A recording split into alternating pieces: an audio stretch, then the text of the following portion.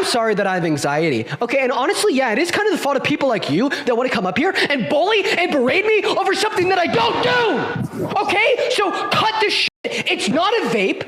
All right, it's an anxiety pin, and God, the amount of times that I've asked you to respect me and respect my anxiety pin is, at this point, getting ridiculous, Cody. So please, justified crash out for the final and for the billionth time, will you please just respect the fact that it's not a vape and that it's an anxiety pin? It's a goddamn anxiety pen. Get it right. What flavor is your vape? Yo, you really got me. Get the fuck. Just for this. Get the fuck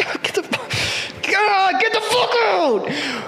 Get him out. So that clip was of Dean Withers, a political TikToker, just crashing out over an anxiety pen during a debate. Now, as much of a lolcow Dean Withers is, I think this brings up a greater point of just people who are terminally online not exactly having it all together. See, Dean Withers is pretty young. I don't think he's exactly had a quote-unquote real job at all. So most of what he knows is just this whole internet blood sports thing. All of his clout and his identity is born out of TikTok, Twitter, YouTube, etc. And I feel like something about that combination of factors really just brings out the worst, the most manic, the most antisocial attributes out of any person. So for all of those that wanted me to give you advice in a video, here's one piece of advice. If you ever want to do YouTube or streaming, you best start out having an actual job or do something in real life. Have some connection to the real world that is not just the screen, because the more time that you are spending on your computer engaging with whatever internet thing is going on, the less tuned in you are into reality. So after recording this, turns out Dean Withers has crashed out even further on stream. He just resulted to gathering the dox information of one of the call-ins that he debated. And then he makes this very pussy-footed call to action, mind you, over somebody who called in and was debating him on a debate stream.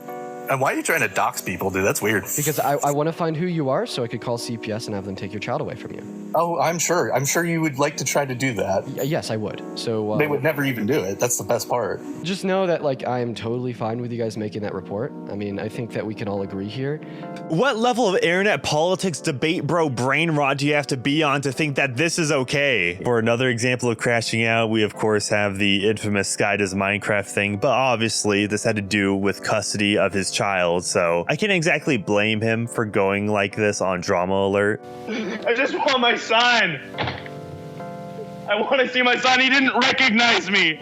He didn't fucking recognize me when I visited him.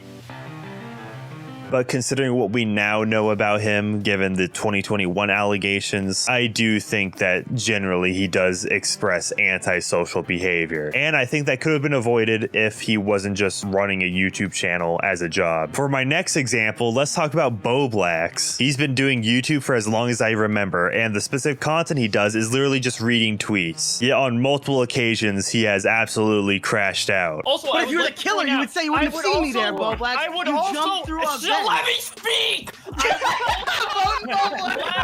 Within the past year, just about, it has been discovered that Bowblax has a secret OnlyFans account under the name Mr. Manchi, where he cross-dresses. He was then later quote-unquote forced to come out as non-binary, and he essentially cut off just about all of his friends within the YouTube community. He's no longer friends with Turkey Tom, Nicholas Diorio, even Augie RFC. They have all abandoned him. They figured he was just too spurgy. He was too much of a ticking time bomb for them to be even associated with. And now Bowblax has resulted to using the YouTube copyright system to take people's channels down. For example, allegedly Big Bungie has been taken down by Bowblax. That's why he's no longer posting on YouTube at the moment, which is very unfortunate. He took down like the best channel, and Bowblax's videos aren't exactly doing great anymore. All he had to do was read tweets, but he couldn't even do that. He actually got surpassed by an ex-friend of his, Connor, who made the internet versus. verses, a clear competitor to Twitter verses. And frankly, Connor's just doing it generally better. He has a better voice, to be clear, and also he uploads more frequently. So Bowblax has been completely replaced. As for a much more insane example, we have Hasan Piker, who on multiple occasions has said the most insane, disingenuous bullshit ever. In 2019, there's obviously the Hasan Piker "America Deserved 9/11" clip. America deserved 9/11, dude. Fuck it. I'm saying it. We fucking totally brought it on ourselves, dude. Holy shit.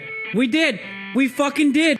Said America deserved 9/11. Even more recently, Hasan Piker has talked about executing Rick Scott, who is a United States senator from Florida. So it's literally just calling for the death of United States public officials. And even more recently, as in just this month, Hasan Piker threatened a user with a firearm, which allegedly is an airsoft gun, on stream. He just whips it out, and Hasan Piker has yet to be banned for this action at all. Mind you, streamers such as Asmongold got banned for merely saying political statements about Israel-Palestine, and Tectone has gotten banned for just calling women fat. Not saying those are necessarily good things that they said, but I think it's clear that what Hasan Piker is doing here is much, much worse. I mean, this comes off as cringe when Sneeko was doing it when it comes to Moist Critical, but Hasan Piker genuinely seems unhinged, like he's out for blood right here. Yeah, so that's just about why I never want to be a guy who streams for 8 hours a day for a job, because that sounds like the worst thing ever. I do not want to sit down in the same chair looking at the same screens for that long every single day, and not to mention performing while doing so. Imagine trying to be entertaining to a large audience for 8 hours a day. That would get a little exhausting after a while. And frankly, I understand why those who do are gonna go insane. At that point, you might as well just have the fish tank live security cameras in your house at all times. Just do it for the content. If any of you have any examples of YouTubers crashing out, I would love to know, because I do love a good live stream fail. They're always entertaining. Obviously, I would never wish a crash out on my worst enemy, but the videos are already out there. They crashed out on main, they went on stream and recorded themselves crashing out. So now that's out in the open, it's free for any of us to comment on. And genuinely, how does Hasan Piker get away with so much? How does he do it? Whose balls does he have in a vice grip over at Twitch?